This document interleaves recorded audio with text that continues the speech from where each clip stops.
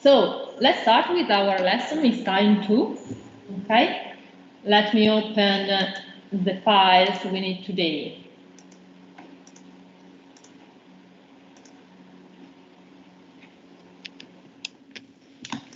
So while I'm opening the file, please let me know if the topic of the previous lesson, for those of you who attend the previous lessons, were clear, if you have doubts.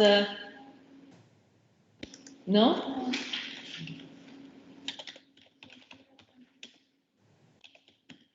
Today we start with an exercise, okay, on the blackboard, and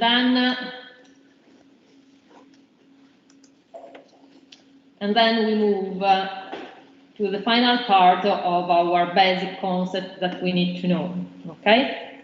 In this way, we can straight move to stress fast from tomorrow, I think.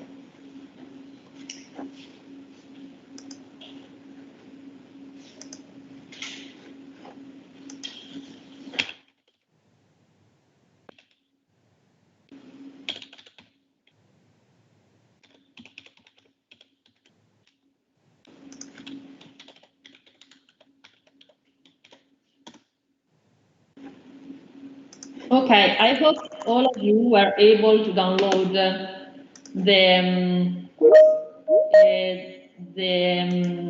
book.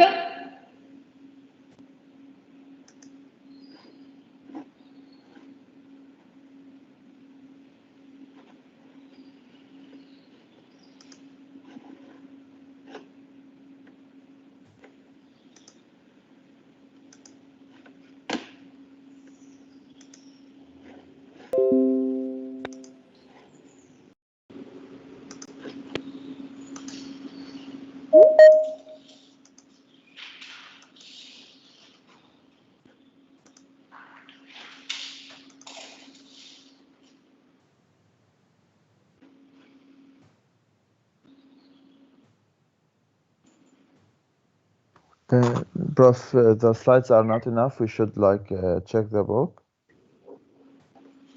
Sorry? The slides are not enough.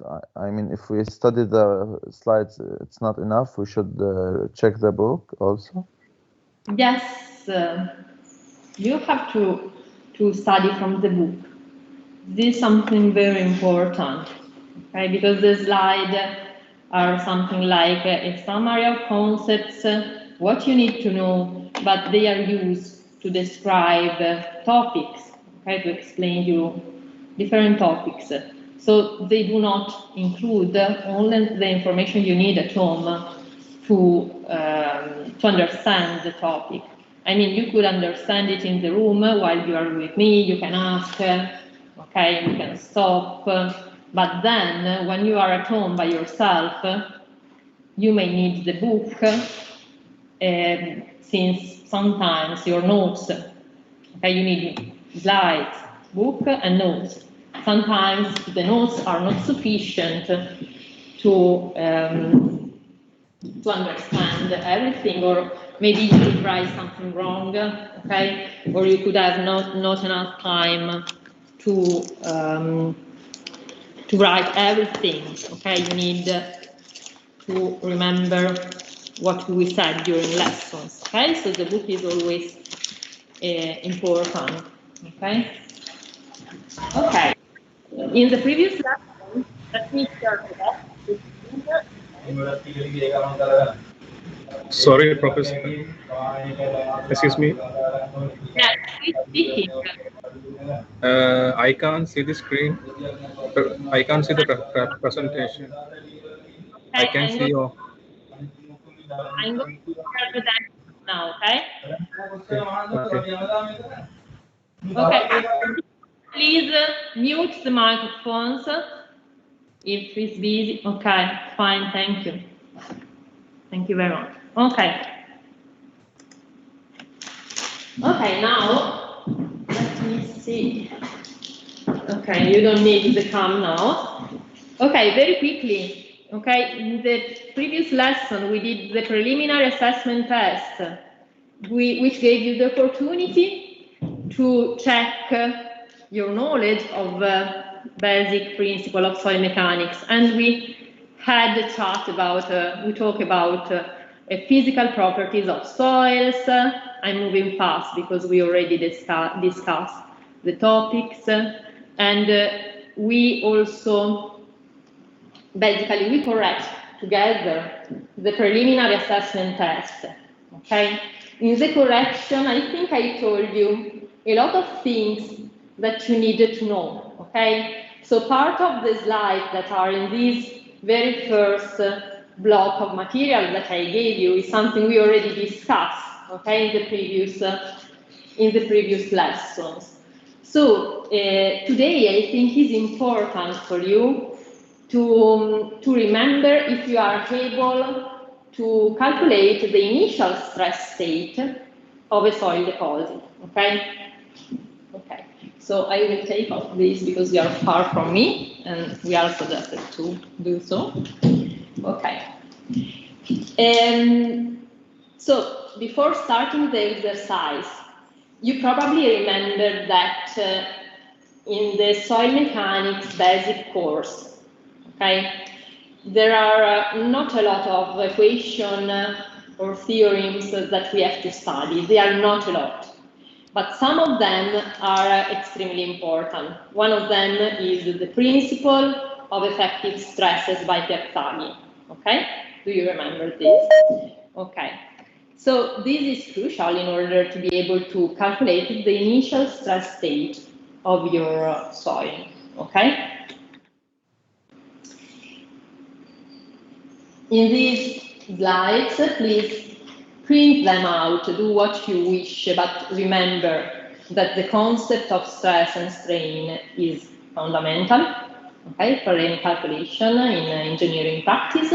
So remember how the stress components are defined for a cubic element of the continuum, okay? And in the next lesson, we are going to go through the stress invariance more in detail, okay, from tomorrow, okay? We are going to do some exercises about calculation of stress invariance, okay, because they help us in the definition of stress paths, which basically characterize the load process in our practical design problems, okay? So this is what you need to remember, but not now, okay? The very starting point in soil mechanics is, as I told you, the definition of the stress state, okay? So here you have very quickly some slides that I'm not going to discuss, just read them and remember if this is something you have in your mind, okay? Principle of effective stresses, total stresses for water pressure, okay? We always have to refer to the effective stresses of a soil element in order to predict its mechanical behavior, okay? Okay, so the soil unit weight is the physical property of the soil that we use to calculate the stress state, gamma, okay? The effective unit weight, which is gamma dash, okay? Here, gamma dash. Okay, can you see the mouse from home when I move the mouse? Yeah, we can. Okay, because I was pointing in the blackboard for the students who are in the room, but I can also use the mouse, so it's Skype for all of you. So gamma dash is the effective unit weight, which is given by gamma saturated minus gamma W. So the saturated unit weight of your soil minus the unit weight of the water. Okay, this is the definition of gamma dash. Okay, remember that this equation apply when our basically the water inside our soil element is in hydrostatic conditions, okay? So when we have no seepage, okay, through our soil element.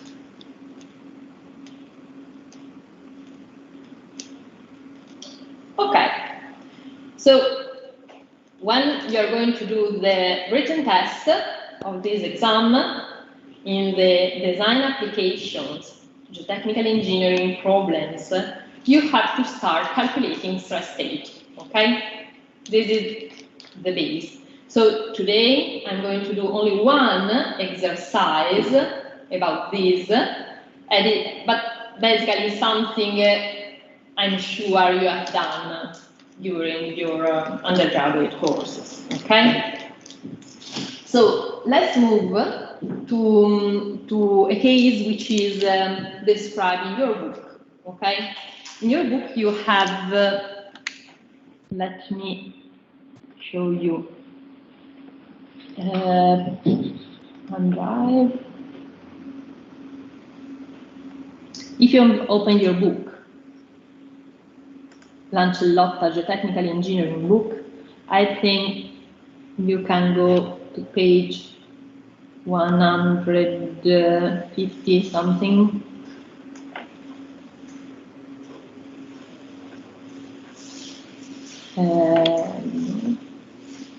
Let me check the page, 105.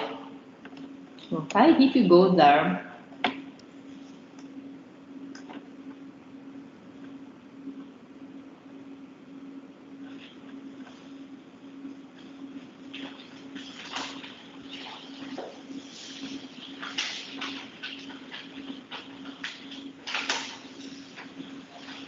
okay, here we are. Page 105, you have an example. Let me enlarge a bit. Okay.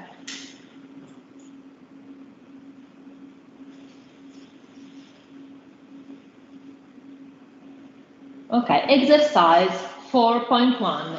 Okay, as I wrote in the slides in the previous lesson, you should be able to do by yourself exercise 4.1, and in the book there is a solution. Okay, so I'm not going to do the same application. Okay, I'm using the same stratigraphy to develop the following example.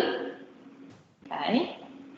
Example 4.2, okay, which is not solved in the book, as you can see here. You only have the text, okay? So when you go home this afternoon, if you have time, do exercise 4.1 by yourself and use the correction in the book to see if you are able by yourself to develop this very basic exercise. Now we are going to do together the other one, exercise 4.2. Okay, the stratigraphy is here. Since I cannot use together the blackboard and the slide in this room, I have to use the blackboard for the bullet exercise. Okay, but the stratigraphy is also reported in your book. Okay. Okay, so let me stop sharing the screen because you have to have the camera full screen. Okay, so I think I should move the camera.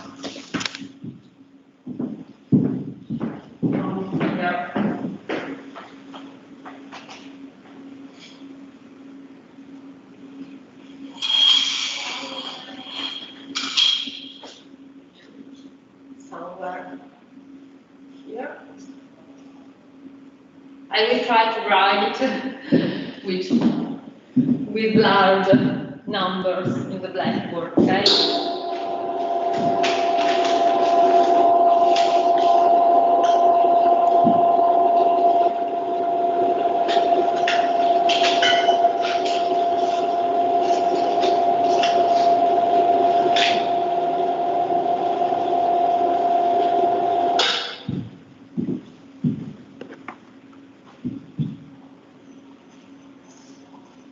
Okay. I think no one used the Blackboard recently because this was what I wrote last week.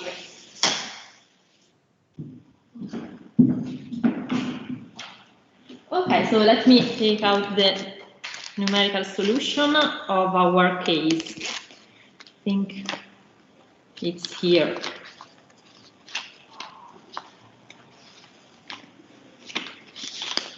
No? Ah, here it is. Okay.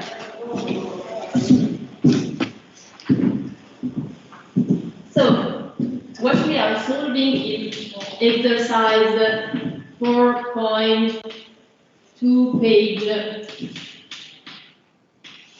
105, or very close to this page, okay?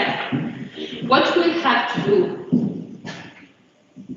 is to calculate the stress state of this stratigraphy.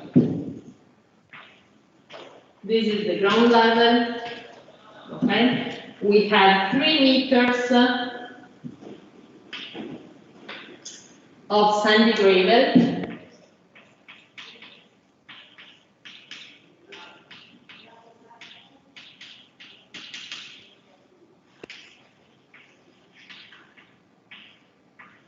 Okay, then 5 meters. 5 meters of sand. Dear sir, I don't see the blackboard. I only see the participant. You can see the blackboard. Yes, sir.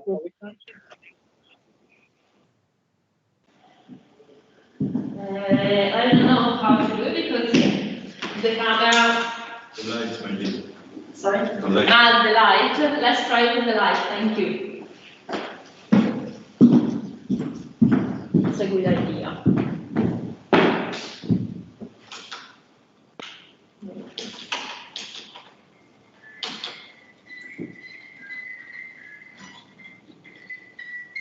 Okay, is it better now?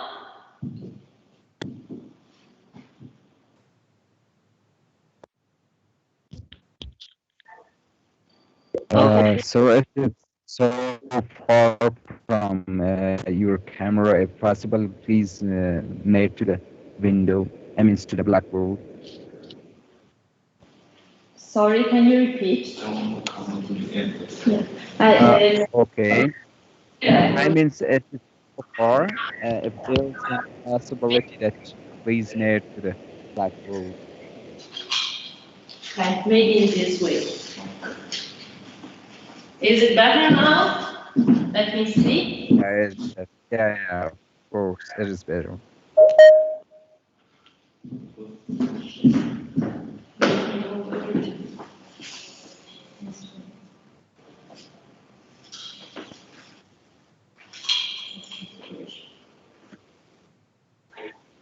Higher. Okay. I think at this point, everything is okay. Okay.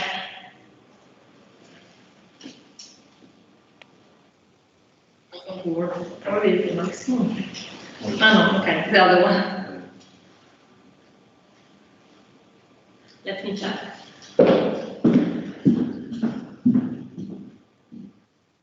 Okay. Is it okay? Yeah. I think so. Yes, it's okay. Thank you. Okay, thank you for your relief. No, it's not. Is it working? Yeah, it's Working? working. Yeah. Okay. Let me do something like this. Okay.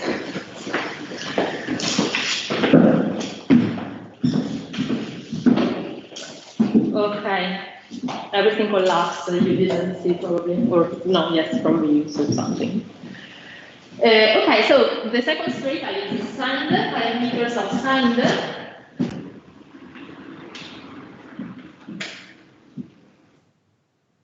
the second layer. And the third one is silty clay.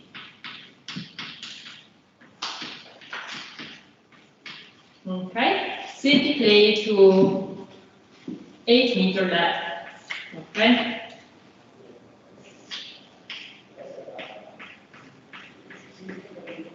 Lines, little segments, and waves indicate this type of soil. Okay, clay with lines, with waves, silt, with little dots of sand.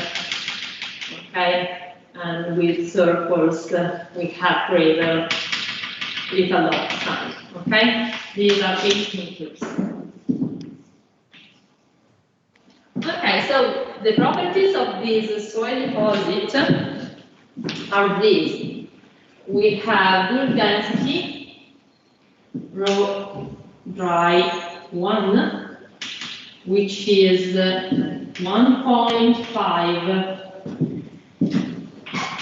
milligrams to cubic meters. Okay, this is our dry density for the sandy gravel. Then for sand, we have raw 2, which is 1.9 milligrams cubic meters, and raw 3, which is 1.95 milligrams cubic meters. Okay. Initially, in the text of the exercise, the density of layer 1 is a dry density. It's given as dry density. Why? Because the water table in exercise 1 is here. Okay, is 3 meters deep in your deposit. Okay. Then, so for the second and the third strata, we have saturated densities. Okay. So the same applies to row 3.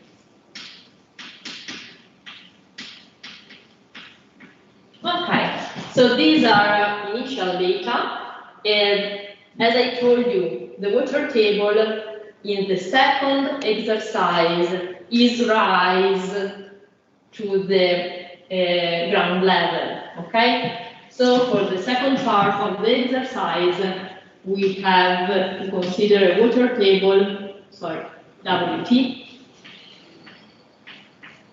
water table, which is in the same position as the ground level, okay? So in our case, we need to apply the saturated density to the strata number 1. So let me give you the value for this.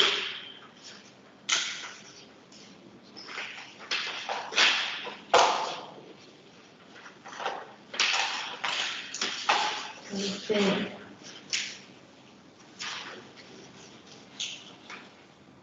Where is the data? Yes, sorry.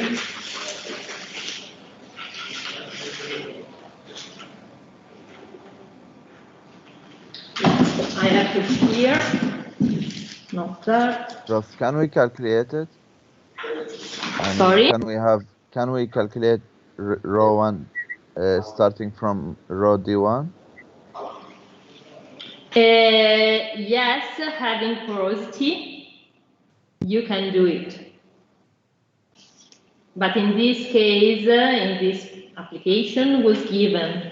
Okay, so in our case one was 1.94. Okay, so the saturated, so this additional data was required 1.94.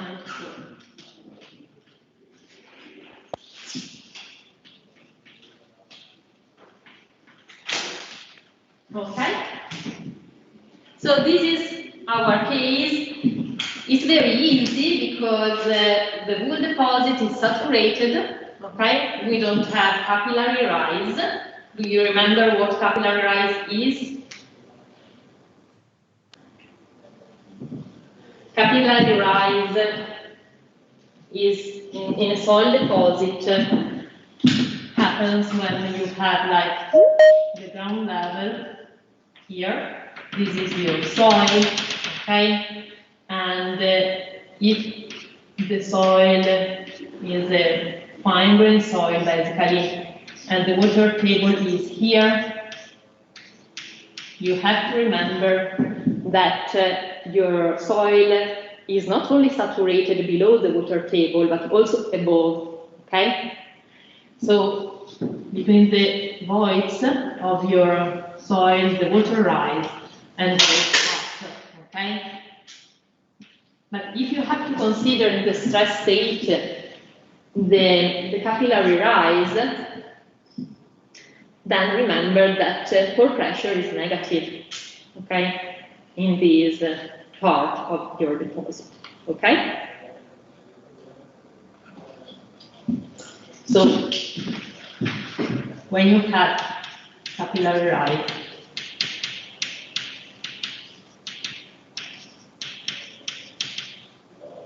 then you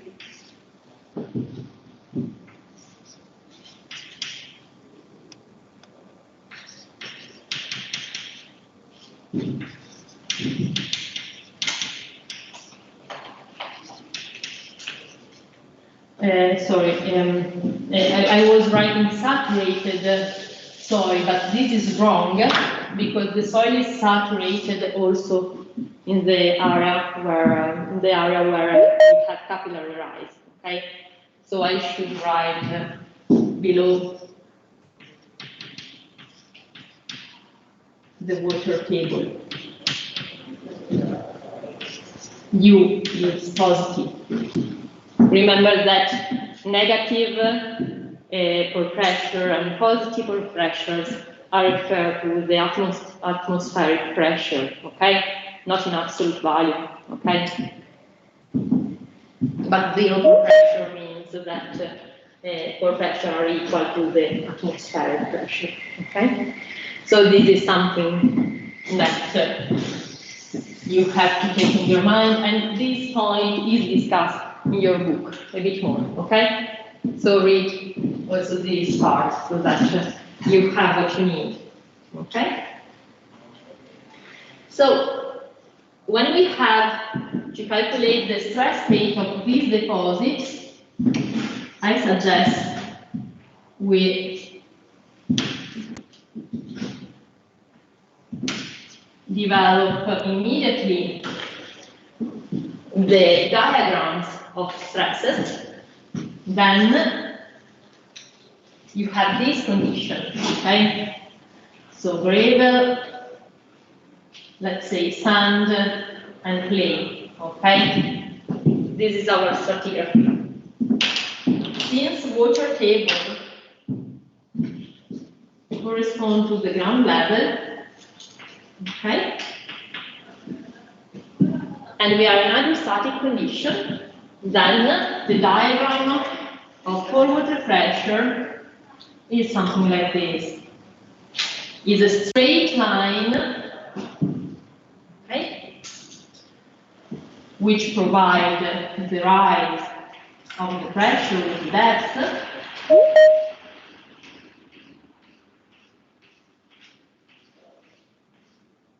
Okay. The inclination of your diagram is given by the water unit weight, gamma W, and basically we have something like this. Okay? Let me write something like some letters. Okay? 0 for O, A, B, and C. Okay? Sorry, I wrote B. Okay? in O, when Z is 0, then pore pressure is 0, kPa. Okay? Then in point A, where Z is 3 meters, pore pressure is given by gamma W multiplying 3. Okay, so 9.81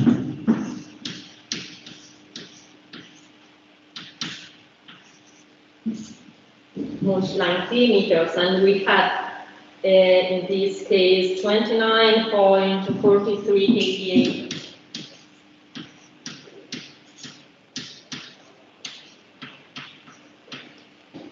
Okay, point B, Z is equal 8 meters. It means that your pore pressure is gamma W multiplying 8, 9.81 multiplying 8, and which provides 78.48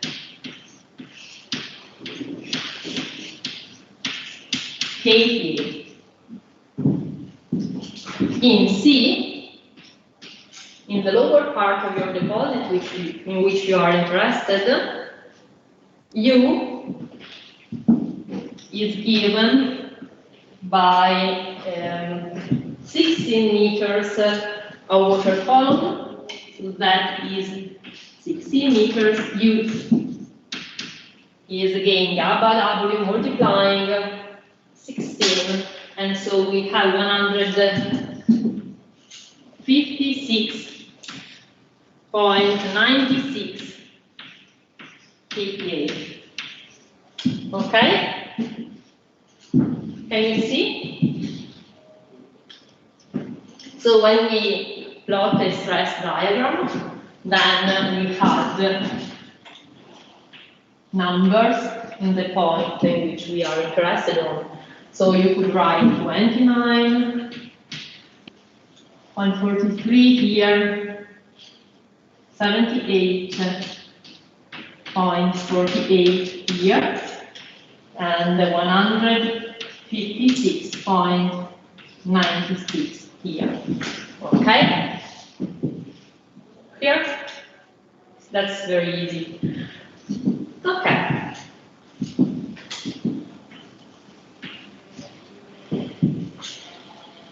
Okay. So now we start. Hello?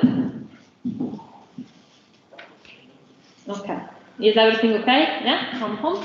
No questions? No, ma'am, not really. We can hear you, but we do not understand. We can't see the board. We can't see the board. Hold on. Sorry?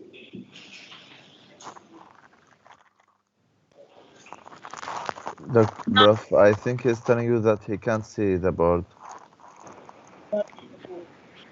He can't see the board. You can't see the board. Maybe. Please change the place of camera. Yeah, I think you should face it. You may in front of the board. You should put the camera. Unfortunately, the cable is not long enough. Yeah. That's the problem. I know. Can you like move it a little bit closer, or this is the maximum? I will try, but it fall down previously. So let's try maybe again.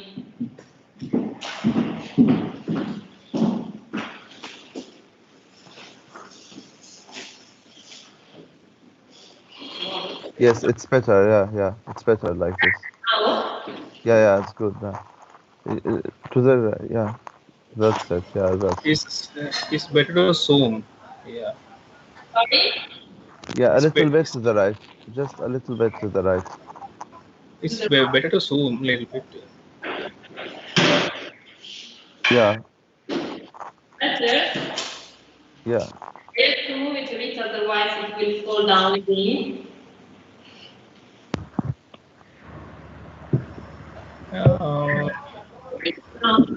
Ma'am, try to move some more, please. You moved it a lot to the right. Sorry, Prof, for Please, bothering you. ma'am, please try it. Move it to the left, ma'am. Try to zoom it more, please. Yeah, better to zoom it. Yeah. Is it okay? Not more clear. Okay.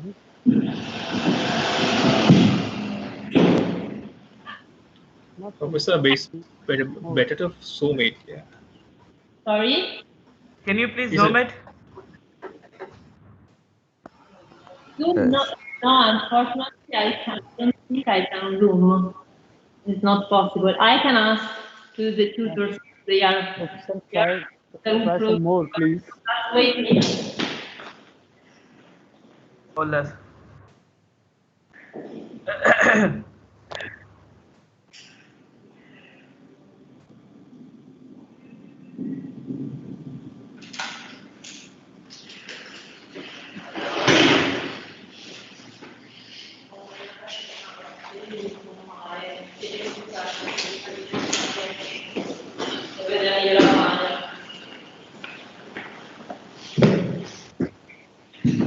Okay, you can take a little break while we try to solve the problem, like 2 minutes.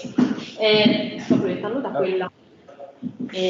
Però mi chiedevano di zoomare sulla lavagna. Si Move può? camera to the right. Can you please move camera to the Professor, right? Yes?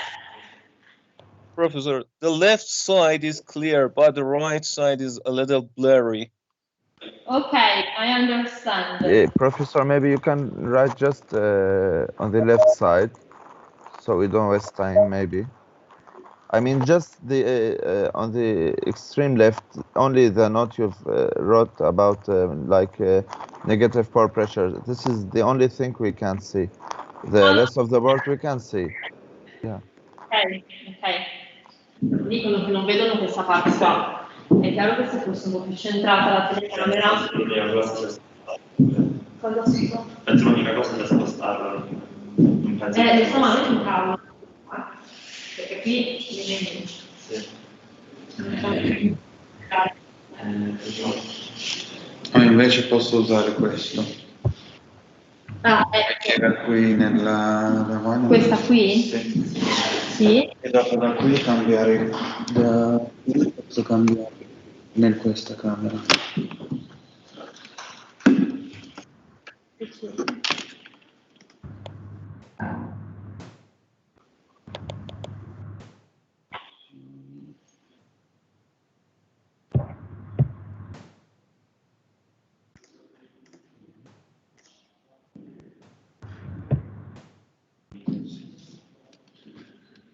Così, l'ho messa.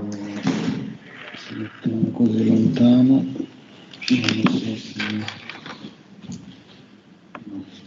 Allora, così prende. Solo questo, ma poi Solo utilizzare quello? o quello o questo, non posso utilizzare nello stesso tempo. Beh, magari va bene comunque, nel senso quando ho finito di scrivere. Okay, please, from home, let me know if I use the second camera. We can see the board. We can see the board. Can you please explain it again? Professor, we can see the board. Can you please? Yeah, it's great. Okay. Grazie, thank you. Is it better than before? Yeah, this one is Yes, better. of course. Okay, so maybe I will move the camera. I will use this camera, and when I'm writing the other one, I can. È lungo il filo? Anche questo è giusto? Let me see if I have cable enough. Yes, ma'am, that's good. If you write it left side, you may move camera there, and if you write the right side, you may move camera there. That's nice. questo.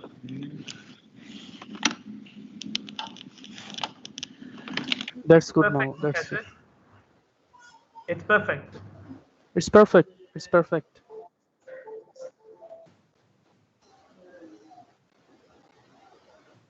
Ok.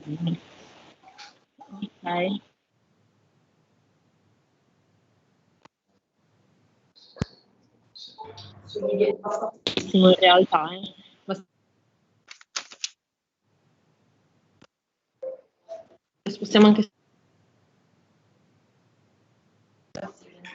Ora che si spostano questi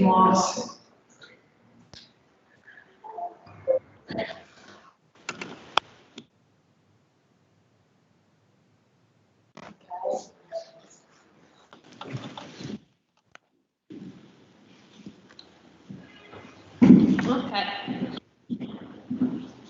Sì, no, comunque si vede un po' storto.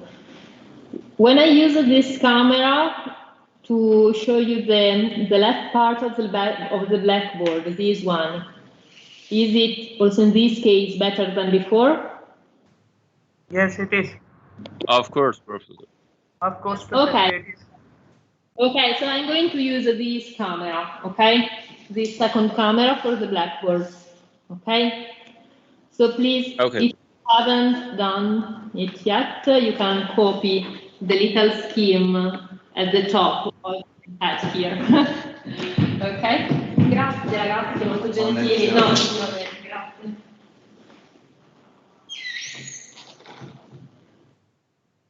For the student who are in the room. Like a lot of time. But okay, so I think we can go on. Let me add something to your data. I mean, you have all your data, all the data you need to solve the problem, but we have to calculate the unit weight of the soil because we cannot use densities to calculate their state. So remember that the formula which applies to the relationship between the density and unit weight is this one. I will write it here. So gamma is equal to the density which multiplies the gravity. Okay?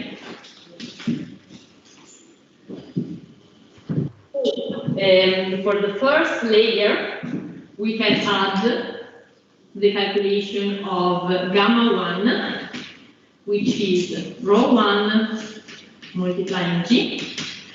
So we have 1.94 multiplying 9.81. Okay? And we obtain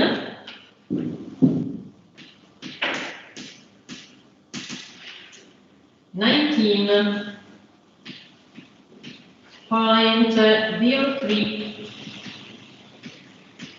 kilonewton to cubic meters. Okay? And this is the first saturated unit weight we need. The second one, gamma 2, is rho 2 multiplying g. So 1.9 multiplying 9.81, and you obtain 18.64.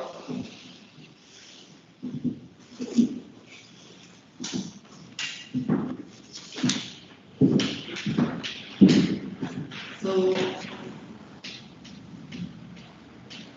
these are equal cubic meters. Okay? And here you have gamma 3, rho 3 multiplying g. Okay? And you obtain in this case a saturated unit weight of 19.13 kilonewton per cubic meter. Okay? So these are the data you need to calculate this total stress state, stresses in your deposit. Okay? need to have the effective unit weights, because our scope is to calculate the vertical, effective, and total stress states. Okay, so you should add the calculation. I wrote too large, probably, but if you have some more space, I will cancel this.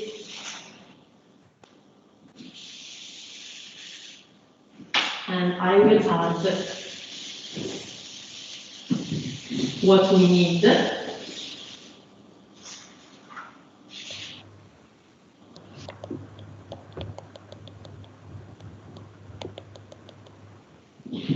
Okay.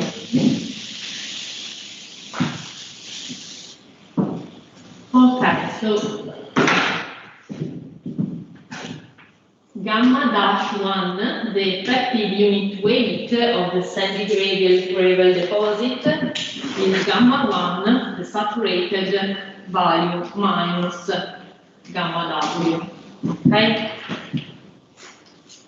And you obtain, let me see, 19.03 minus 9.81. You have 9.22 kilonewtons per cubic meter.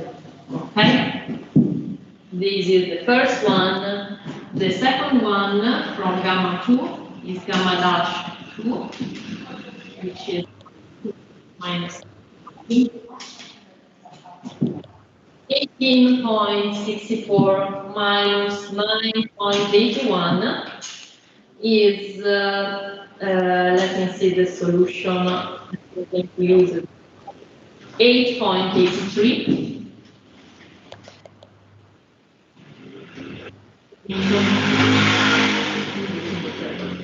Okay, gamma dash 2 as well as the first.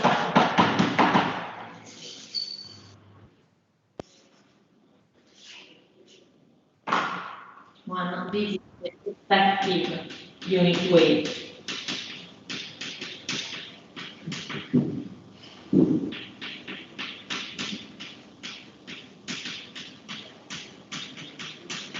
Of your soil. Okay? So one,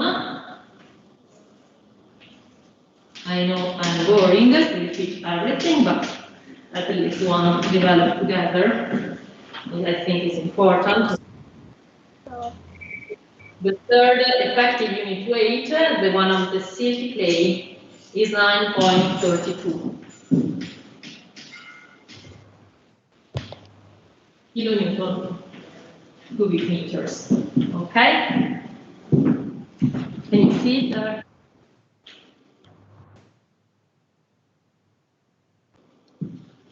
Okay, so these are the data we need in order to calculate the stress state of our soil.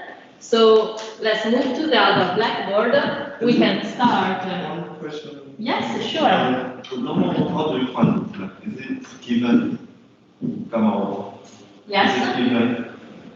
Is it given? Yes, you have to remember this value. Oh. The unit weight of the water is a constant. Okay, we are not going to put these data in the exercise because it's something that you use in your background. Okay, I assume. Can you give us how we call this gamma? Sorry? Gamma. Is a physical property of the water. Okay, so can we measure, for example? Okay, but it's almost a constant. Okay, so sigma, the vertical total stresses of your deposit are calculated using gamma sat multiplying z, okay, for the whole depth. Okay, in this case, because the whole deposit is saturated, okay, in case the first parts of the strata are not saturated, you could use gamma dry, okay? Like in the first exercise, so try to do this, okay? So the saturated unit weight of the first strata is gamma 1 is 19, then in the second we move to 18, and then again to 19, 1930. So it's something like this, 19, a bit lower here, and again larger at the bottom.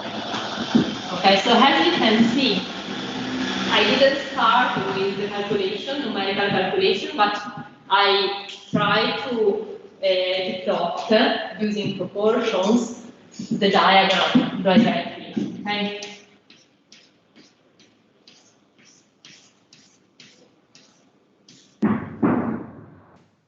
Okay. So this is the total geostatic stress. First part, yes? Yes, please? Can you move Please, madam, we can't see. I haven't. Now. Thank you, madam. Okay, thank you. Let me come here. This is finished. Let me see if I can. Sorry? So, Prof, should we calculate effective or total stresses right now? Yes, you can start. I'm arriving in a minute. I mean, should we calculate total or effective stress, or both of them? We are going to calculate both. Usually we start from total and then we move to effective stresses. Okay, and gamma sat is always between 19 to 20 kilonewtons. Kilonewtons? By cubic meter, right? Yeah. Okay, thank you. Okay, so we can do it together. I was just showing you the quick solution, which is the graphical one. This is gamma 1. This is gamma 2 and gamma 3. Okay, the values of your stresses here are respectively, we have 0, A, B equal 0. Okay, the effective stress, the total stress is null. Okay. Then in A, we have Z equal 3 meters. Sigma B is equal to gamma 1 multiplying 3. Okay, so you have a 19.03, which multiplies 3, and you obtain the total stress at this point, which is, let me see the value.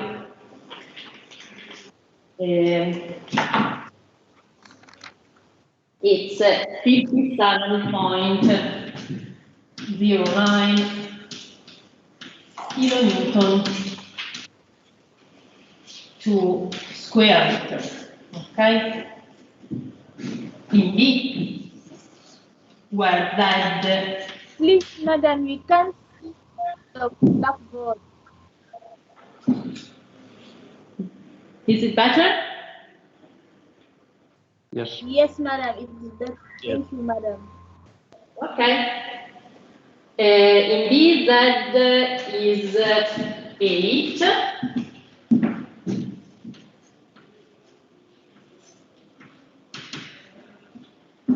At this, that your total stresses, total vertical stresses are gamma 2 multiplying 8, sorry, not 8, but 5 meters.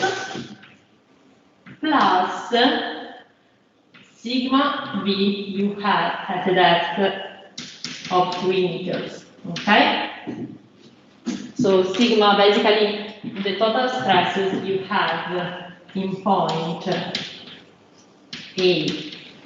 Okay? So you have the weight of this intermediate layer, which is given, the total weight is given by 18.64, which multiplies 5, which is the depth, okay? The thickness, not the depth, but the thickness of your strata, plus the total stress you have here, okay? Which is 57.09, okay? And you obtain. Please, madam, I don't understand the EK. Sorry, repeat. Excuse me, madam, I don't understand the number 2, the B. The final number here? Yes, madam. I don't even see the camera is not, don't allow me. 0.09 basically is the total stress we have at 3 meter depth, okay? So you have to add this total stress, okay, sigma v in point A, which is 57.09. You have to add to this, okay, the additional total weight that you have due to the weight of the second layer, which is the increment you have here at this base, which is given by 18.64 multiplying 5. Okay, so the sum of all these components is 150. Okay, madam, I thank you, madam. Yes. Thank you, madam. I got it. You got it. Okay, great. Okay, so here, at this point, the total vertical stresses in B are 150.29. Okay? In the same way, you calculate the total stress here. Okay, in point C. So the vertical total stress in point C, this time is given by the total vertical stress in B plus gamma 3 multiplying the thickness of the strata of the final one, which is 8 meters. Okay? So we have 150.29 plus 19.13 multiplying 8.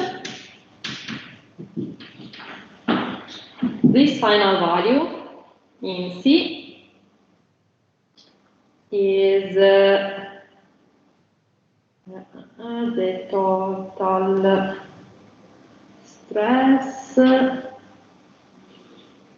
or let me see because I don't have the calculation here. 303.33. Yes, please.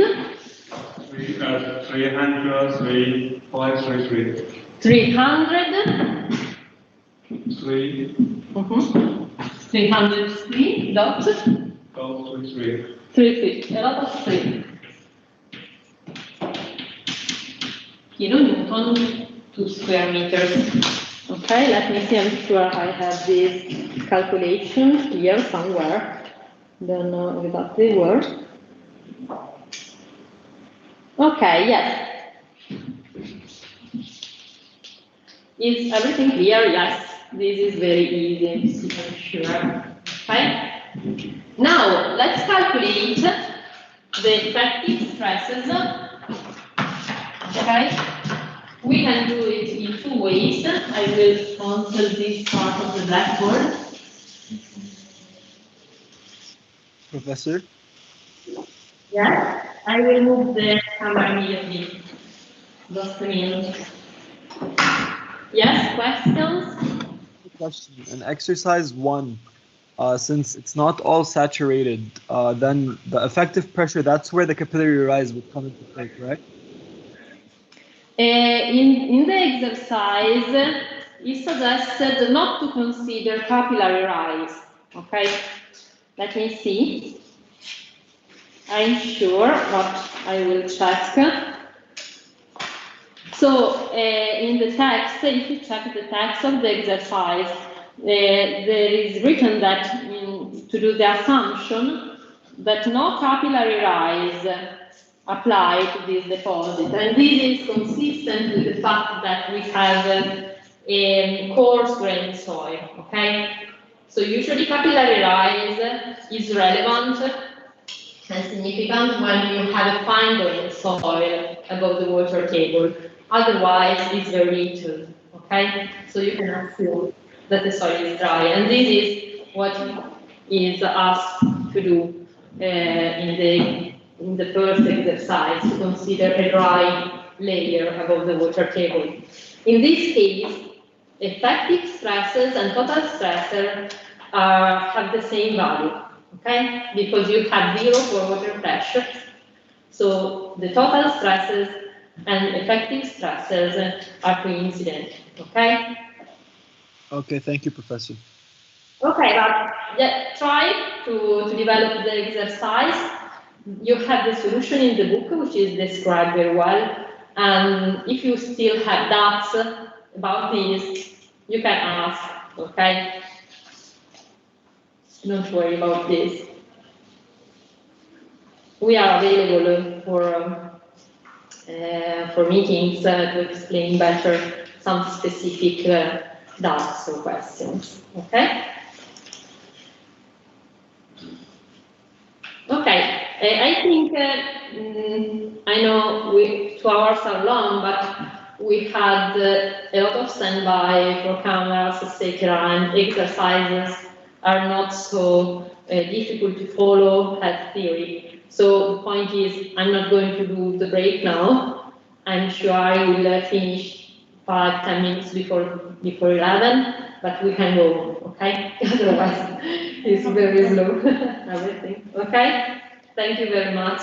I hope you understand that you know that teaching in this mixed way takes much more time than having students all in the room, okay? So I'm going on. But stop me if you have questions. Okay, so let's move to calculation of effective stresses. Okay, so sigma dash B, vertical effective stresses, can be calculated using gamma dash multiplying Z.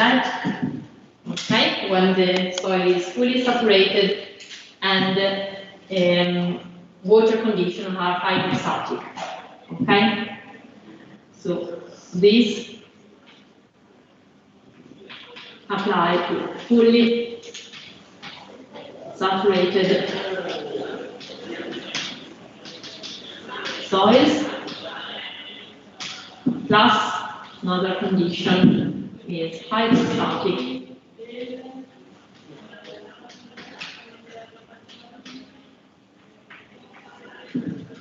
conditions.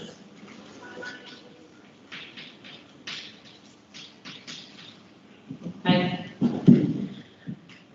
In this assumption, we can use this formula, or we can also write the principle of effective stress. Okay, as you prefer, it's up to you. Okay, using the first one or the second one. For example, we can use the first one in point A. Okay, in point A, the depth is z equals 3 meters. Okay, using the first equation, we can calculate sigma dash V has, let me see the value on the effective, here is the summary. Okay, the effective unit weight is 9.22 multiplying 3, okay? So these provide in point A 27.66 kilonewton to square meters, okay? In point B, we can do something very similar. The depth is 8 meters, okay? And the effective vertical stresses are given by the effective vertical stresses in point A plus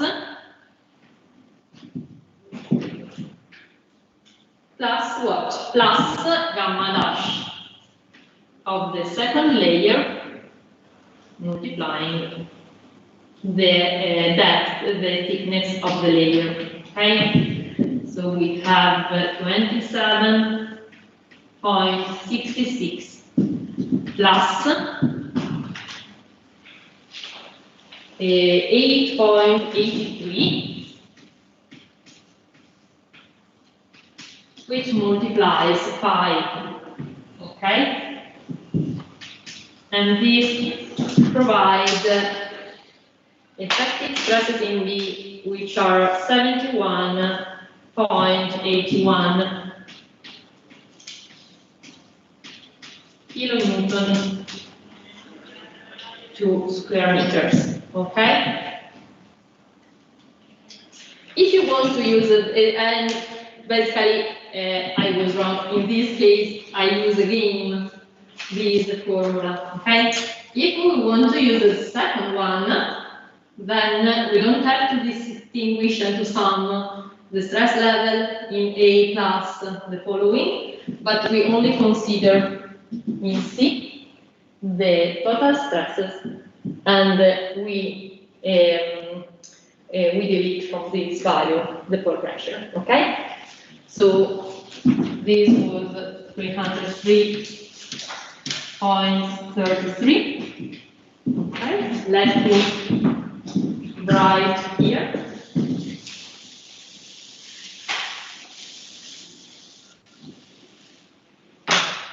In point C, we can use z equals 16 meters.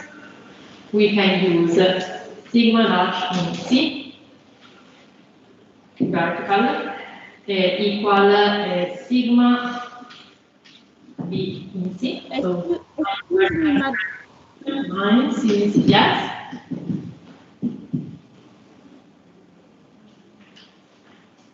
I can't hear you. Yes, sir. Yeah. Do you have questions? No. I just wanted to that you mentioned you cannot hear me. It's clear. Sorry, I didn't mention. Oh, I mean, it's clear everything. I just wanted to say for keeping on. Okay. Okay, so 303.33 minus 156.96. Okay, so this is the value of effective stresses in point C, which is about 100. Let me count it here.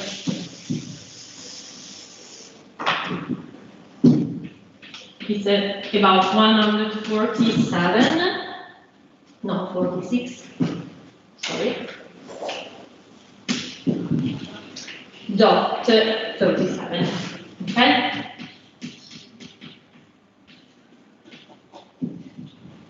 Okay, remember always to add the unit, okay?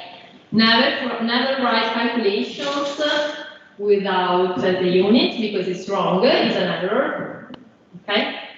And we consider it an error in the written text. So remember, you always have to have in mind the unit that you are using, okay? And we should add the effective stress diagram to our stratigraphy here, stratigraphic profile. Here.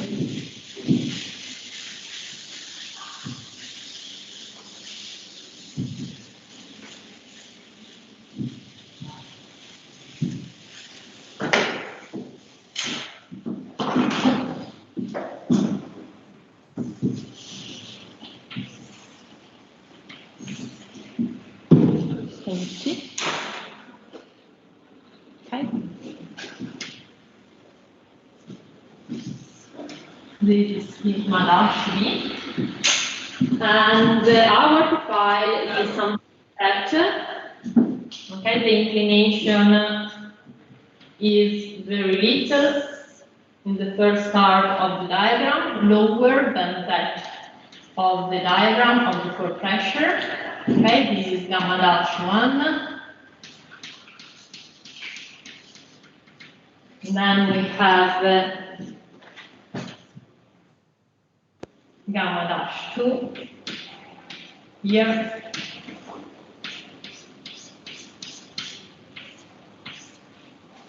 And gamma dash 3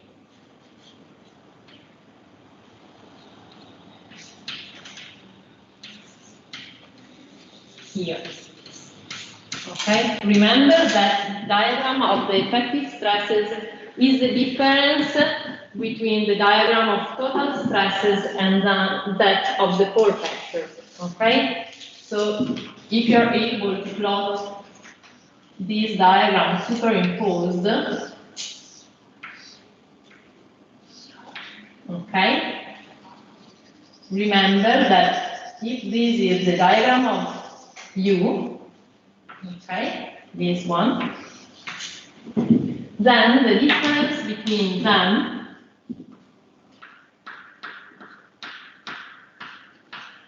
the values given by the red lines, okay, provide the diagram of the effective stresses.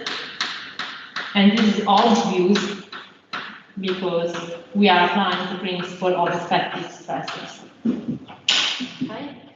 So here you can add the value of sigma dash B in A that we calculate, sigma dash B in B, sigma dash B in C. Okay? That are basically, I'm not adding the unit here, but 27.66, we already add the unit in the calculation, 71.81, and in C we have 146.37. Okay.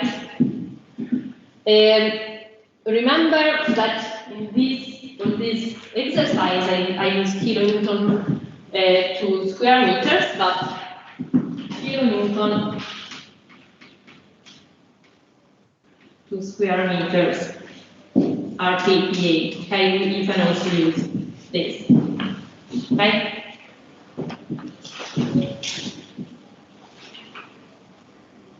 Okay. In the first part of the exercise, there is an additional question or request, okay, which is to calculate the horizontal stresses. Okay. So first of all, I was like probably a bit superficial, but remember that when we calculate these type of stresses, they are known as geostatic or lithostatic stresses, okay? So we use this word.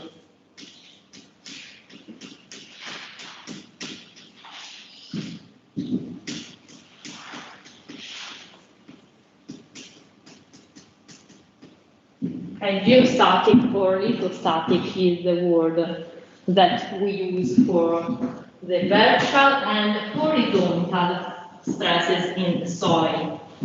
For simplicity, for the sake of simplicity, I only indicated sigma dash V or sigma V, okay?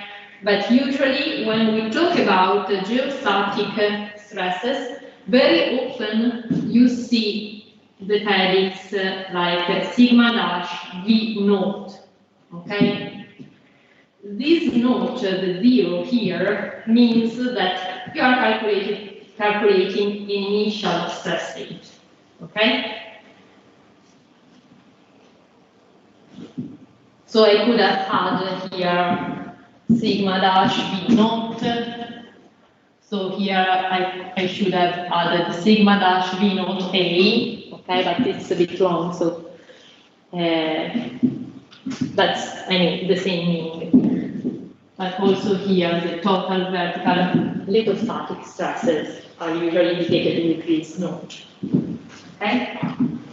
And something more, geostatic, lithostatic stresses are given not only by the vertical stresses but also by the horizontal stresses. Okay? And in particular, remember that the horizontal geostatic stresses at rest, okay, in terms of effective stresses, can be calculated. Okay, these are horizontal.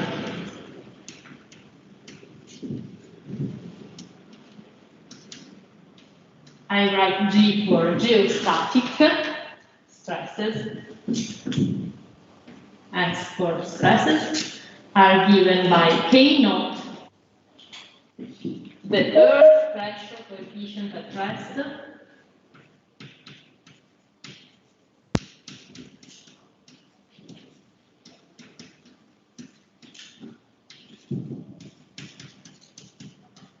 Please, madam. yes? Please, madam, it is horizontal G multiplied by what? You can see the angle of the blackboard. Sorry, it's very confusing. Do you mean what I wrote here? Yes, madam. It's for this sigma dash H naught is the horizontal geostatic stress. Thank you, madam.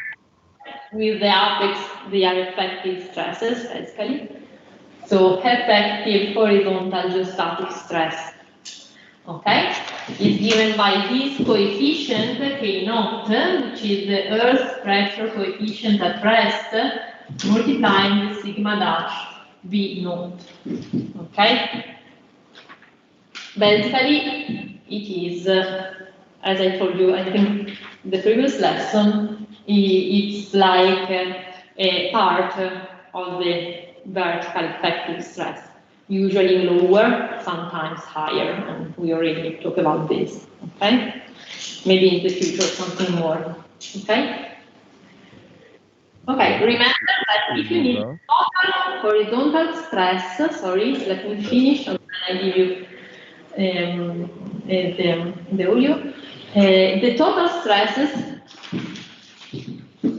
sigma H naught, can be calculated only this way, sigma dash H naught plus U naught. Okay? But Absolutely not in this way. So sigma dash H naught cannot be calculated using K naught multiplying sigma V naught. Okay, this is wrong. Okay.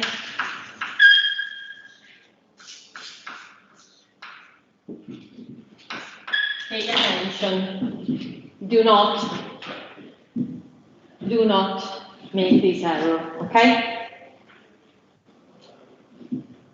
It's a means of relationship between vertical and horizontal stresses, you know? Okay? So you know that the stress state in the soil is not homogeneous, not isotropic, while pore pressure are hydrostatic. So they have the same value intensity in all directions. Okay? So if you write something like this, you apply this K naught also to the pore pressure component. This is wrong because K naught for water is 1. Okay? And it has not the same value as for the soil. Okay? Remember this. Please, madam, we can't see everything on this side of the blackboard. Excuse me. You cannot.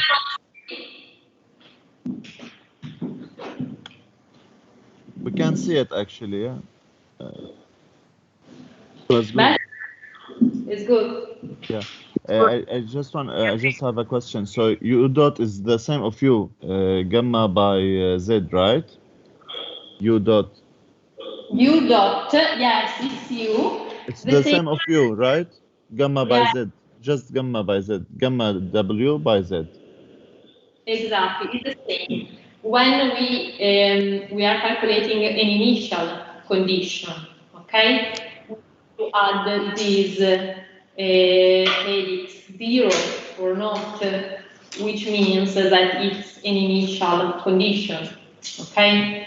So there are no excess for water pressure due to loading or stuff like that, but it's the hydrostatic initial condition for water and the same for stresses, okay, for all the other stresses, okay?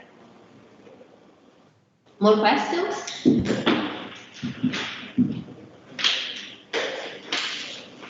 Excuse me, Prof. I have just the last question. K0, when K0 is more than 1? For strongly over-consolidated soils. Yeah, okay. Thank you so much. Okay, and you can also think about the physical process related to the formation of over-consolidated soil. Okay, in a normal consolidated soil, we have deposition due to gravity. Okay, and so basically the main force is gravity, and this is the reason why the stress state in the vertical direction is higher than that in the horizontal one, because during deposition, the horizontal compression is no weight is applied, basically, only the gravity, okay? So packing of the particles in vertical direction usually is higher than packing in the horizontal one, okay? Anisotropy of soil is relevant, okay? But for over-consolidated soils, you, for example, you remove, okay, part of the soil above the point you are studying, okay, and this can be strongly over-consolidated if you remove a great part of the load you had before on the top. And in this case, basically, you have something like a very low stress state in terms of vertical stress, while the structure of the soil keeps the horizontal stress remain constant. Okay.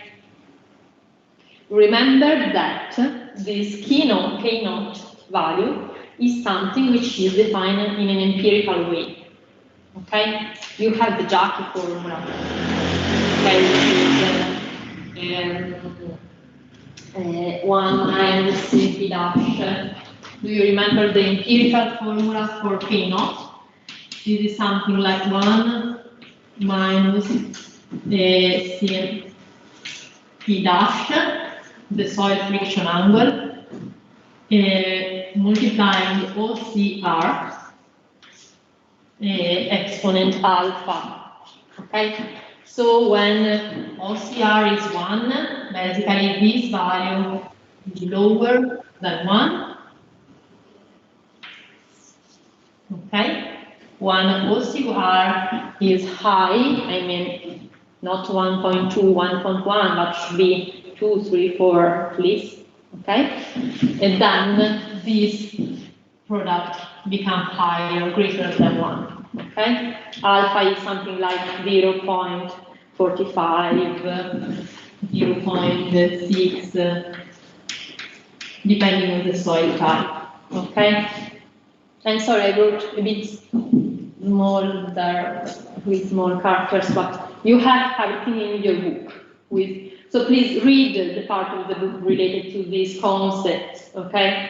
Because they are basic for us, okay? I think this course for you is interesting if you understand this already. Which page, please? Which page of the book? For example, in the part where there's your exercise, okay? I think in this part about page 100 is discussed, okay, very well, okay? But in the slides, you can find the chapters at the beginning of the slides, okay? Okay, okay, thank you so much. The exercise 4.1 by yourself and you will find these concepts. Okay, yeah? In my university, we had the option to work with K in terms of whether we're working on the active side or passive side. There was a given table rather than using the equation. Is that an option, or will you always get K not using the equation? The KE and KP are the active and passive state, okay? Refer to these active and passive conditions, which are not conditions that you have at rest, okay? They are limit conditions of your soil when you have the deformation or vertical cuts. Do you remember? You are going to see into detail these concepts again in the next lesson. But I meant, is there a table for the conditions at rest as well for K naught, or is it only the equation that applies? Repeat slowly. I was asking if there's also a table for the conditions at rest for the values of K naught, or if it's only the... Okay, no, there is not a table. We have diagrams or expression for K naught, but basically K naught is defined through the Jackie formula. Okay, this is, I think, is about Jackie formulation. Okay, we don't have specific formulas, because it's related to the geological site condition, to the geological history of your deposit. Okay, so it's something about. Okay, thank you. Good morning. Okay, so let me tell you something I think is very interesting for you. Something like a look into applications, okay? Which is this. If you perform by yourself the exercise, the first exercise, okay? You will see that in the first exercise, you have to develop the same exercise, but with the water table lower, okay? 3 meter deep into the soil. So here, okay, exercise 4.1, okay? Doing this exercise and the second part, you will see that. Right now, madam, please. Yes? Please, Sorry? madam, I can't see what you are writing right now. Sorry? What I wrote now? Ah, sorry, here. Okay, I wrote very little. I only draw the water table here, okay?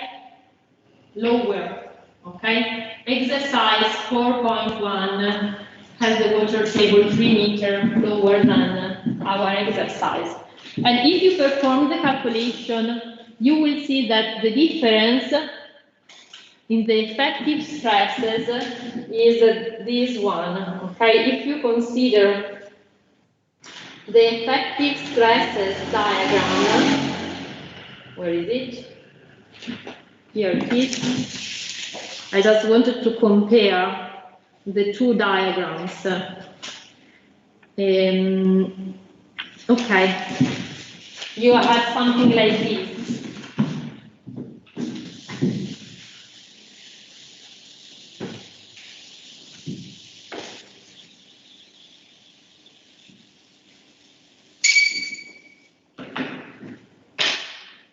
Okay, so this is the white line here are effective stresses in exercise 4.2. Okay, and at the end of your calculation, you will find that this effective stress diagram, when the water table is lower, okay, is something like this.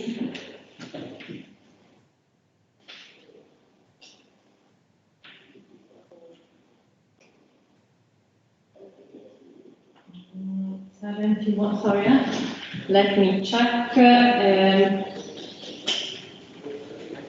Something like this, 29.43.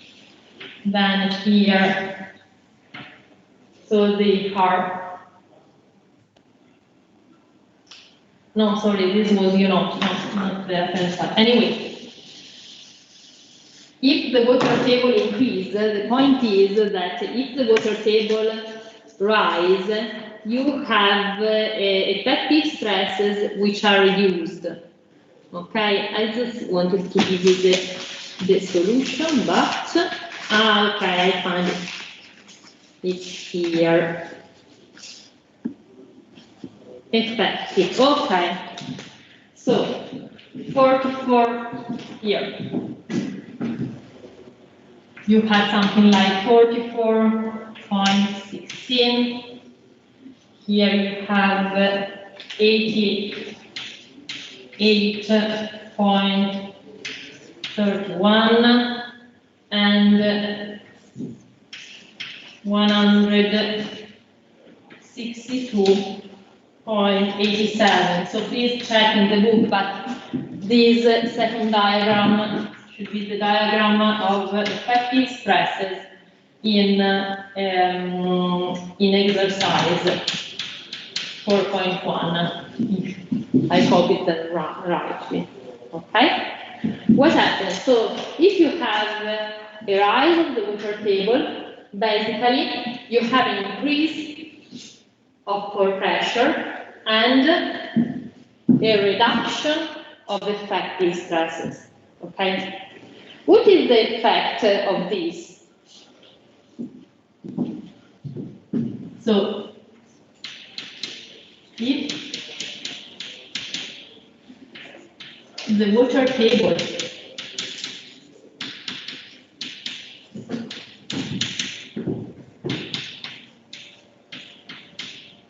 fluctuates,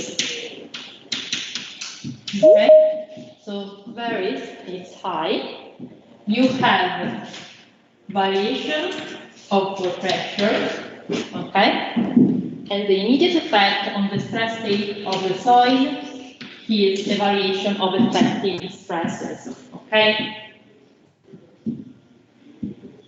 But in practice, what's the problem?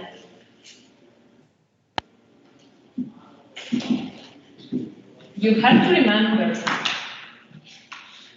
that any variation of the stress state generates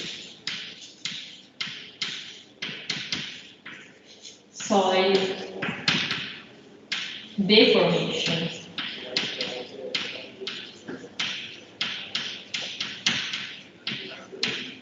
Okay?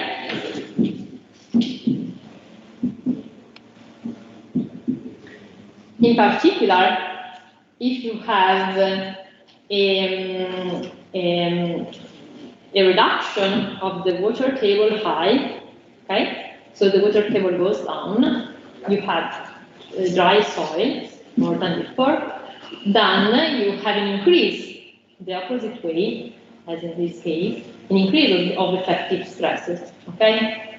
Do you remember the odometric test?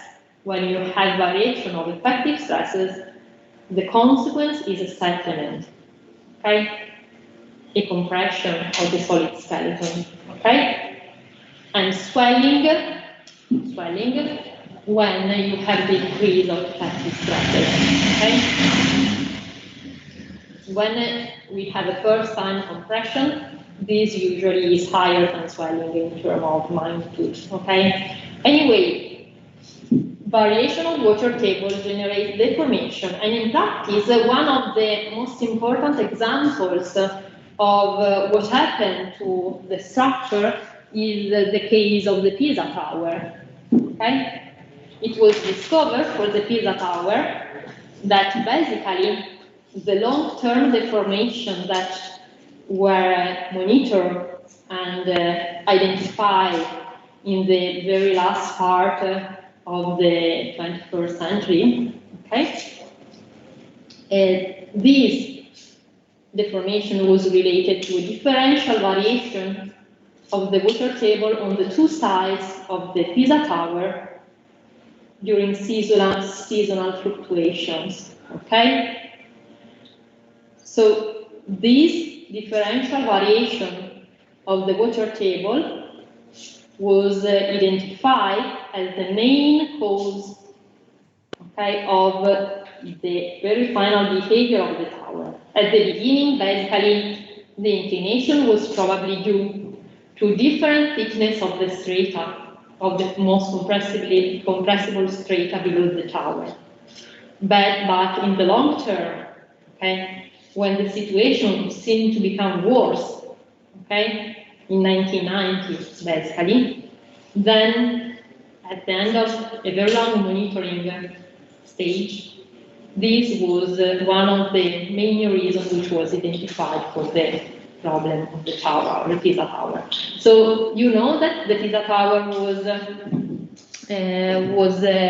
studied for a long time, and eventually a soil strengthening intervention was designed. It was not really soil strengthening, but it was soil extraction. Okay, something very interesting.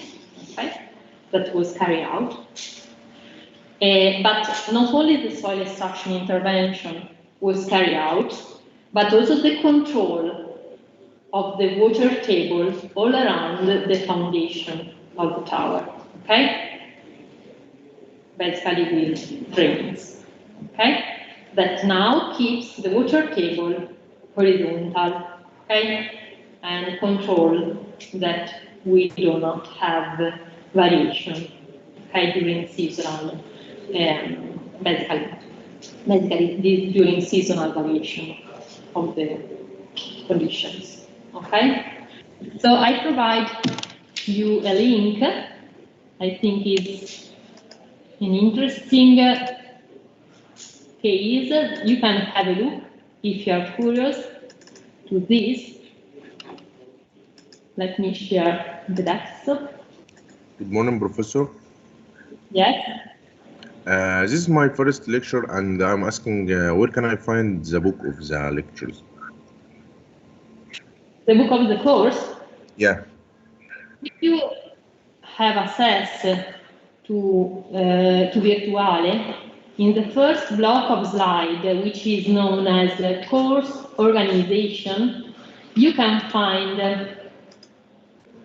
instruction. You have to download the book from the university library online. It's a PDF that you can download for free. Okay? Okay, thank you. I'm asking also if there is a record of the previous meetings. Brief meetings. Previous meeting of the previous weeks. There was some records. If you have questions about lectures, I think he means lectures. Lectures. Meetings. To me, or to with our future. Okay? I mean the meeting of the lectures, like that one we are attending. Sorry, the meeting? Of the lectures. Lectures. Yeah, Prof. He means that he wants if you recorded videos of your lectures. Have you recorded your lectures? We don't have record of previous lessons. We do not record the lessons. Yeah, But Prof. questions or problems, send me an email.